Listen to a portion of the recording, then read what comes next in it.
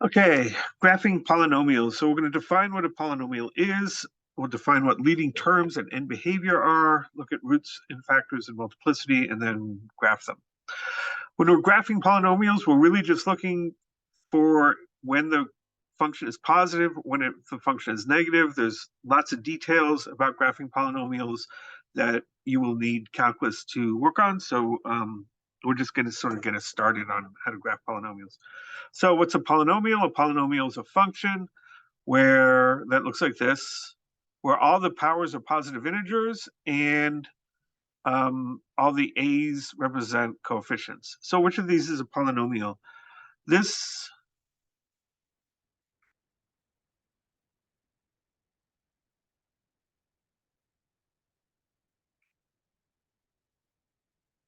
So here, this is what's called an exponential function because the power is an x, not an integer. So this is not a polynomial. Square root, not a polynomial because we only want integer powers. This is called a rational function. It's a division of two polynomials. This in the top is a polynomial. This in the bottom is a polynomial. But when you divide them, you get something called a rational function. This is also not a polynomial because we can't have powers that are fractions. This is, right? Because we have an x cubed, an x squared, and an x all added together. They're multiplied by various constants, 17 pi, square root of 32. Those are all just numbers, right? Kind of weird looking numbers like square root of 32, but they're not, but they're just numbers. So that last one is a polynomial. So the degree of this polynomial is the highest power.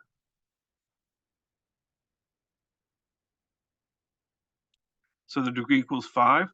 The coefficients, we have the coefficient of x to the 5th, the coefficient of x to the 4th, x cubed, x squared, a1, and a0. So when we're looking at the coefficients, we've got x to the 5th term, so a5 is 4. There is no x to the 4th term, so that means our coefficient a4 is just 0.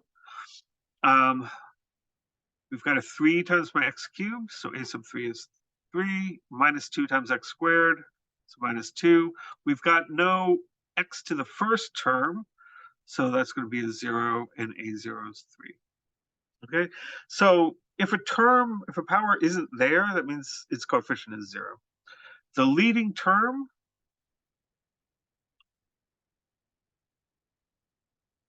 is the term with the coefficient that's got the highest power. And so I want to be able to graph these things and to factor them. We'll start in this video with graphing them, and then the next one, how about how to factor them. So end behavior of a function. So this is what happens as x goes to plus or minus infinity. Remember that when you graph a function like a parabola, it could do something like that. It goes off to infinity like that. Or a parabola, if it opened down, would go to minus infinity down there. So in general, polynomials, what do they look like? And what does it have to do with the leading terms? So we'll go to GeoGebra for a moment, if I can find out. There it is. So here's GeoGebra. This is a graph of x to the 7th. That's this green thing. And then here's another 7th degree polynomial. Its leading term is 1/3 times x to the 7th. So what does this graph look like? Well, there it is. It's blue. Note, incidentally, that all the powers here are odd. And so the blue graph is an odd polynomial, is an odd function. It's got a certain symmetry to it. So there's our function. They look very different, the green graph and the blue graph. And the blue graph does a little waviness, but they both go off to the same place. And if we actually zoom out a little bit, and so I'm going to look at the y-axis. Suppose I change the minimum on the y-axis to be, say, minus 3,000 to 3,000. Right? And now the blue graph is this complicated function. The green graph is just x to the 7th. And you can see that what happened inside where the blue graph moved up and down, when you zoom out, that just disappears. And so we actually get that these two things look very, very similar. And in fact, if we change this to 1/3 times x to the 7th, they look almost the same. So what this means is that when we get out to fairly large values of x, and in this case, fairly large means x bigger than 4, right, or -4, this function, this polynomial, the graph of it looks pretty much the same as the graph of its leading term. And the leading term has just got one thing in it, x to the 7th. So x to the 7th, right, is, let's see, this function goes down to -infinity, goes up to +infinity. And this function, g of x, which is 1/3 x to the 7th plus some other stuff, goes down to -infinity and up to +infinity. Now here's a graph of x to the 4th, right? It looks like that. Again, by the time you get out to 2, right, 2x to the 4th is already up to 16. Here's another 4th degree polynomial. It bounces around a little bit, but it goes up in the same direction as the green graph. So this has leading term just x to the 4th. I suppose I should pull that out so you can see that. If you multiply this out, there's actually a very nice way to do that with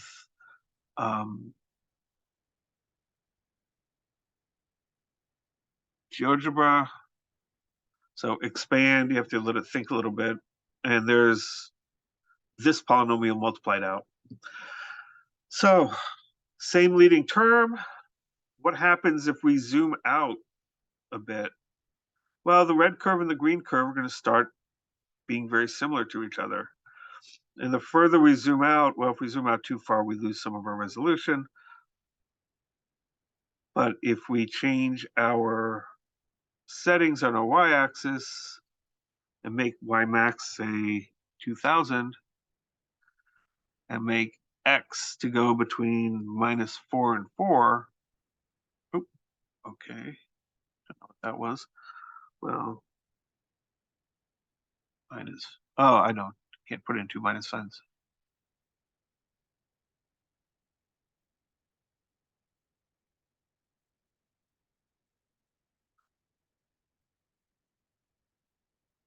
Right, and then we zoom out a little bit, right, and they're pretty much the same function. Well, they're not exactly the same, but they both go up to infinity, right, because x to the 4th goes up to infinity. Okay, so what's the upshot of that? Let's change and go back to our polynomials.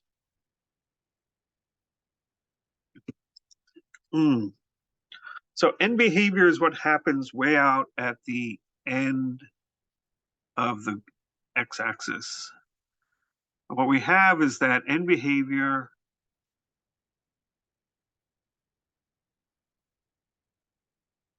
is the same as the leading term.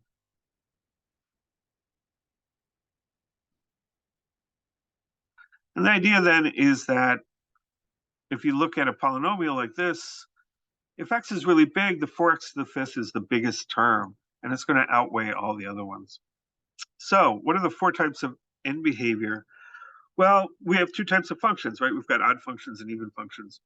So how do I want to do this?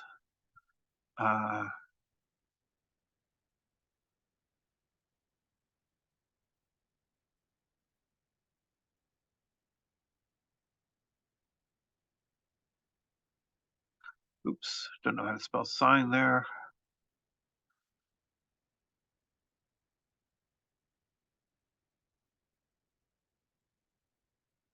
So we want to put up a little table here.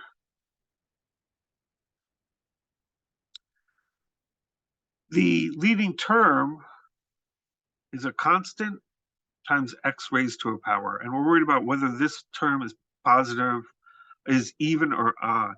So if n is even, or is n odd? And we know what an even function looks like, right? It should be the same on either side of the y-axis. So the end behavior for an even function, where a is positive, it's going to go up to infinity on both sides. Like a parabola, y equals x squared. Odd functions, we know, are symmetric over the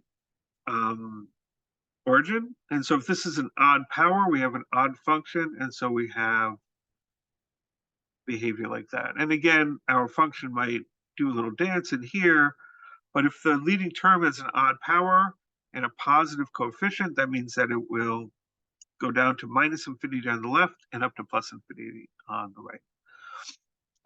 What happens if a is negative? Well, we know what happens when your stretching factor is negative. That means we flipped it over the x-axis. So for an even power, the end behavior will be going down. There might be a little dance in here, but it'll end up like that. And for an odd power, up to infinity on the left and down to minus infinity on the right, and you might do a little dance. So that's what end behavior looks like, right? Even or odd powers. The prototypical example here for an even power is a parabola, right? A parabola that opens up or a parabola that opens down. And for odd functions, well, lines are odd functions. So line with positive slope looks like this, and line with negative slope, that's an odd power. So parabolas are even, lines are odd. Okay, so even powers mean the same sign, odd powers mean the opposite sign. So even powers, you go to the same sign on both sides, both positive, both negative. Odd powers, negative, positive, negative, positive, negative. You have opposite powers. So what's the leading term of this? Well, you could multiply this whole thing out.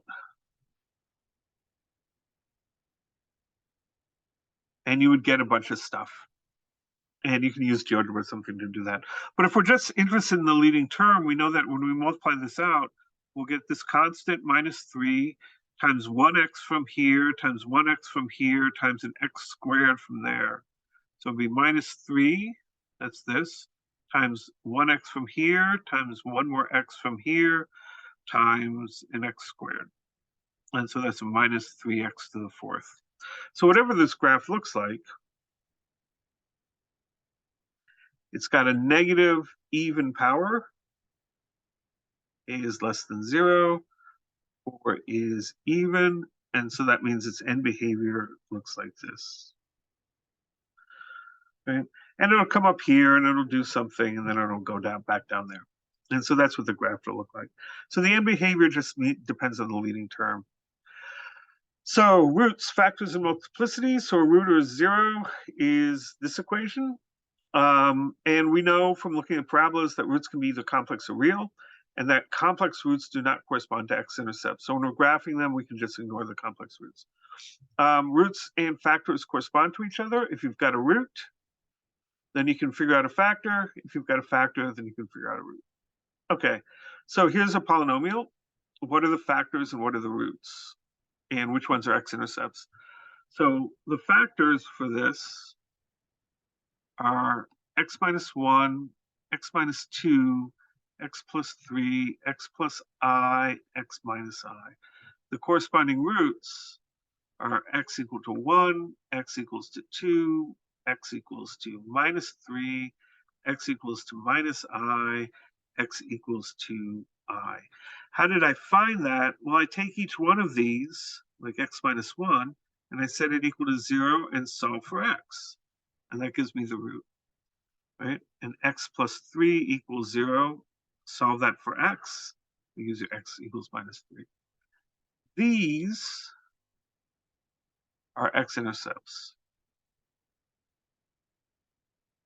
We need to think about complex numbers because we want to think of this as a degree. Well, if we found the leading term, it would be x to the first times x squared, which is x cubed, times another x cubed, which is an x to the sixth, times 2 more. So that'd be a degree 8 polynomial. And we need to have these two terms listed to be able to have a good count of where all my factors are and what degrees they are. So we need the complex numbers really for sort of a bookkeeping thing more than anything else at this point. But dealing with complex polynomials, complex roots, remember that complex roots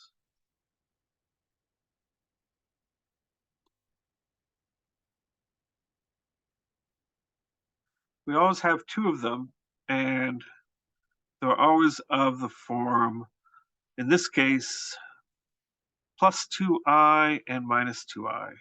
So if I have minus 2i as a root, then I also have plus 2i as a root, because these come from the quadratic formula, and so you get the plus or minus in there, right? And so you always pick up two of them. So the third root here is 2i. So what's the factored form of the polynomial? P of x is the stretching factor a times x minus 2, that's the factor that comes from this root, times x minus 2a times x plus 2a. Not 2a, 2i. And remember that the x plus 2i, where did that come from? Why does it have a plus sign? It's x minus the quantity minus 2i. Great, so there's our polynomial. So that's the factored form of the polynomial. We can multiply it out. What's the stretching factor? Well, that's what this is for. P of 0 equals 32. That's given to us. But from our formula, if we plug in x equals 0, we get a times minus 2 times minus 2i times plus 2i. And since P of 0 is equal to 32, that tells me that 32 is equal to a. And I have minus 2 times minus 2 times 2, so that's going to be 8i squared. But I squared equals minus 1. So 32 equals minus a times 8, or a equals minus 4. So what's the multiplied out form of this? We know that P of x is minus 4 times x minus 2 times x minus 2i times x plus 2i. How do I want to multiply this out? Well, you could do it on GeoGebra, but it's good to practice these things by hand. X minus 2i times x plus 2i. We're multiplying out multiple terms. You do them in pairs first. So I'm going to start with these two. And I get x squared. I get a plus 2ix in this box. I get a minus 2i times x in this box. And then I get 2i times minus 2i, which is a minus 4i squared. So x plus 2i times x minus 2i is x squared. These two terms cancel out because they're equal and opposite. And then minus 4i squared. I squared is minus 1, so minus 4i squared is plus 4. Good. So what does that tell me about P of x? It's minus 4 times x minus 2 times x squared plus 4, because I've condensed these two by multiplying them together into that. So x minus 2, x squared plus 4. And we want to multiply that out. X cubed minus 2x squared plus 4x minus 8. And so we don't have any other, none of these terms are like terms, so they don't combine. So we have P of x is minus 4 times the quantity x cubed minus 2x squared plus 4x minus 8. And now here's my function. Minus 4x cubed plus 8x squared minus 16x plus 32. So that's my function. What does the graph look like? Well, it's only got one real root. It's only got one x-intercept. And its leading term is minus 4x cubed. So end behavior is like that, right? Because it's a negative odd power. So go up to infinity on the left, down to infinity on the right. And our only x-intercept is x equals 2. So the only place that this function can actually cross the x-axis is here, because that's the only x-intercept. So my function has to come down here. I don't know exactly what it does, but I know it's positive, and then it crosses there, and then it goes down there, and it's negative, and it goes down to minus infinity. It looks like that, more or less. There might be some swivels or bumps in here, but it never goes across the x-axis except at this point, and then it goes down like that. So there's a rough sketch of what my polynomial could look like. So the power on a factor is its multiplicity, and this is the multiplicity of the corresponding root. So if we're talking about multiplicity, we're talking about the powers here, this 3 and this 2. So what are the roots here? And the multiplicities? Minus 4, because that comes from here, and its multiplicity is 3, because that's the power. 20 is a root. That comes from here. Its multiplicity is 1, even though it's not written there. If the power isn't written, it's a power of 1. And the other root is 17, and its multiplicity is 2. An odd multiplicity, and an even multiplicity. Right? And the even oddness will become important in a second. So what's the degree of the polynomial? If we multiplied it out, leading term would be minus 3, because that's my stretching factor, and then an x cubed, right? And then an x to the first, and an x squared. So we get a minus 3x to the 3 plus 1 is 4 plus 2 is 6. So the degree of the polynomial is the degree of the leading term, so it's degree 6. And the multiplicity of my roots also adds up to 6. So the multiplicity of the factors has to add up to, if you add up together all the multiplicities, it has to add up to whatever the degree of the polynomial is, which is also one of the reasons why we want to keep track of complex things. So a multiplicity of an x-intercept. Do we go through an x-axis, or do we just touch the x-axis and turn around? So if we look at this function, right, where is it positive and where is it negative? We know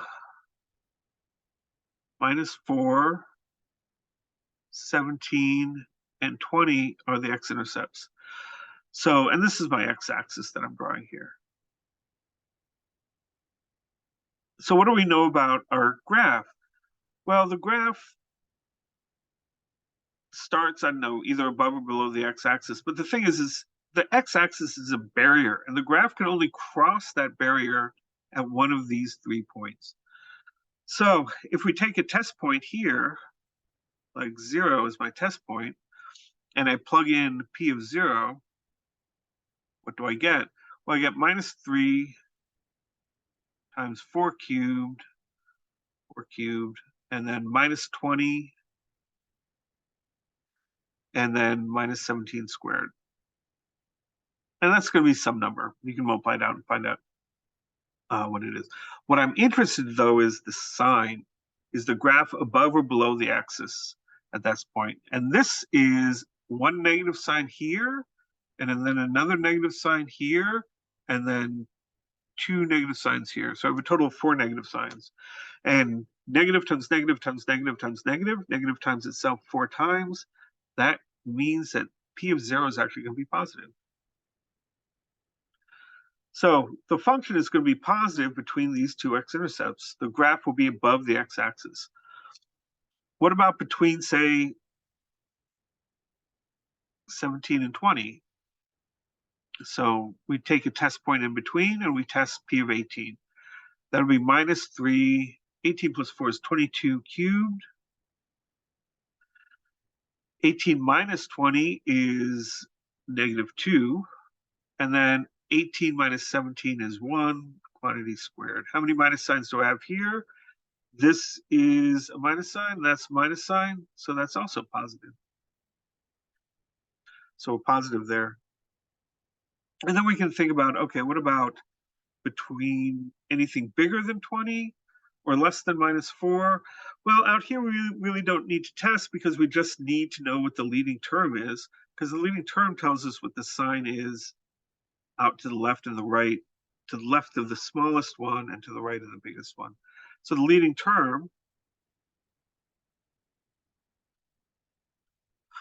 is minus 3x to the 3, 5, x to the 6th, which we found up here. So what does the graph of this thing look like? So we'll put in an x-axis and a y-axis. We know there's an x-intercept here. We know there's an x-intercept here. We know there's an x-intercept here. We know the leading term is minus 3x to the 6th. Negative stretching factor, which means it's been flipped over the x-axis, and an even power. So my end behavior is like that. And we know the graph is positive between minus 4 and 17, and positive between 17 and 20. So my graph has to come up here. When it gets to minus 4, that's the x-intercept. It goes through, and then it'll come back down to 17, because that's another x-intercept, so it has to hit that point. But we know from 17 to 20, it's still positive. So it's actually going to bounce off the x-axis, come back up, and then go down through at 20. So at each of the x-intercepts, it hits the x-axis, but it can do one of two things. It can either go through it, or it can touch it and go back up. So how do you tell the difference? Well, odd ones, you go through. Odd multiplicity, odd multiplicity. Even one, right? Even multiplicity, a 2, you just touch it. And why is that? Well, what happens to a negative sign if you square it? Well, nothing, right? It always stays positive. So no matter what number you plug into this term will always be positive. So if you go from below 17 to above 17, right, that's not going to change your sign at all because x minus 17 squared is always positive. But if we look at x minus 20, right, if I take a number less than 20, like 0 or 18, we get a negative number. If we took a number bigger than 20, like 22, you'd get minus 3 times 24 cubed times 2 times 5 squared. Right? So 22 minus 20 is actually 2. So the sign changes. If x is less than 20, you get a negative number here. If x is bigger than 20, you get a positive number. And since this is raised to an odd power, which is 1, you keep the minus sign. This is raised to an even power, so the minus sign goes away. So you switch sign at an x-intercept of negative power. You go from negative to positive. Of odd power, you go from negative to positive. For even powers, you keep the same sign. And for odd powers, you switch the sign at the root. It means we go through at odd powers, touch at even powers. And that's what this is summarizing. So here's a polynomial, right? What's the leading term? That'll give us the end behavior. And it'll be 4 times x times another x. So we get this 4x, and that's an x cubed. Then I get an x squared. And then I get another x squared. So 1 plus 3 is 4, plus another 4 is 8. So it's 4x to the 8th positive coefficient out front and even power. So the end behavior will be more or less like this. X-intercepts.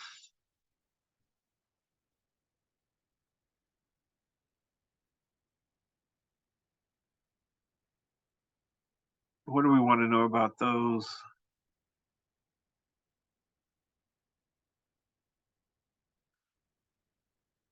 Well, there's what we want to know about them, right? The x-intercepts we have is this gives me a 4, this gives me a -2, this gives me a 1, and you have to be careful about x's.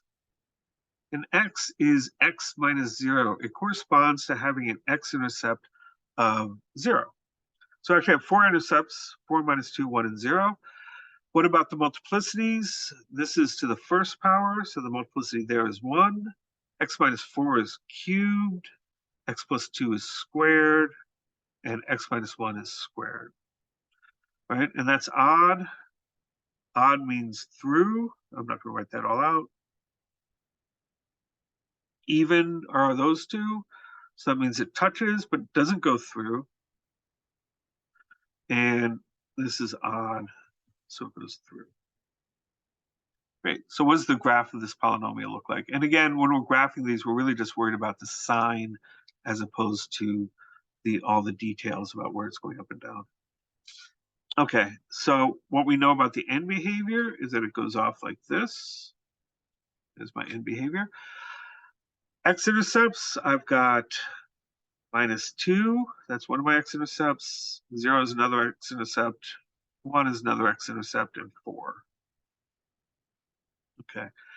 What I know is that if I start out here and I want to go from left to right when I'm graphing it, my graph comes down this way and it's heading towards -2. And what do we know about -2? We just touch the x-axis, we don't actually go through. So we go down, we bounce off a little bit. And then the next x-intercept is 0, that's here. What happens there? That's an odd one, that means we actually go through it. So we go through it there. The next x-intercept we come to is 1, and that's got an even multiplicity, so we touch the graph like that. And then at 4, we've got an odd multiplicity, so we come over here, we go through the graph, and we join up with our end behavior. And so that's what the graph looks like. More or less, it tells you where it's positive or negative. So there's that graph. So same sort of thing here. Leading term, -2 times x to the first, that's this one, times x squared times x cubed times x to the first times x to the first. So that's 1, 2, 5, 6, 7, 8, minus 2x to the 8th. So that's my end behavior, a negative coefficient and an even thing, even power. Roots, not so interested in the roots, interested in the x-intercepts, and that's -3, 1, and 2, here, here, and here. Don't really care about these because those are complex intercepts. So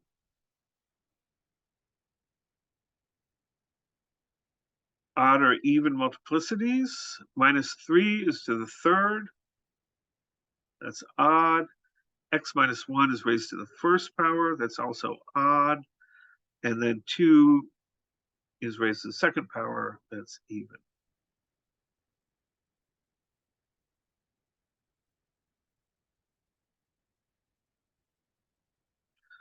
So this one goes through because it's odd. This is also through because it's odd. I should pick that out, I guess. And this touches. So what's the whole graph look like? Down like that, because that's the end behavior. We've got an x-intercept at -3, 1 at 1, and 1 at 2. So we start down here, and we work our way left to right. When we get to -3, we go through the x-axis. When we get to 1, we go through the x-axis again. And then we get to 2, we just touch it. And then we go down there, and there's our graph. So finally, if you're given a complete graph, one that shows all essential information, we can come up with possible formulas. So what's a possible formula for this? Well, it should have even power because the end behavior is positive, and the end behavior is the same on both sides. But we can really just look at this by looking at the intercepts. So here's one intercept, -1. What's the factor that goes with that intercept? Well, that's x plus 1. And should this be even or odd multiplicity? Well, it goes through at -1, so this would be odd. Same thing here, x-intercept of 0, the factor is x minus 0, which is just x, and you go through it, so that should be odd. And then here we touch, so x equals 2 is the x-intercept, -2 is the factor, and we touch it, so that should have an even power. So we should have x plus 1 to an odd power, whatever power you want, we make it 3. And then x to an odd power, we can make that, we'll just leave it as 1. And then x minus 2 to an even power, we'll just make that squared. And there's a possible formula for that graph, right? And I'm sort of saying here that the coefficient up front is just 1, but you can throw in any positive coefficient you want there. There are many possible variations on this because you can vary the powers a lot. And so it's how to graph polynomials. And then there's some things about highlights. And just down here at the end, we have to remember that the table from above, even power, odd power, A is positive, A is negative, and behaviors like that. Even power, like this, for even power and a negative coefficient. Odd power, like this, and like that. A is less than 0.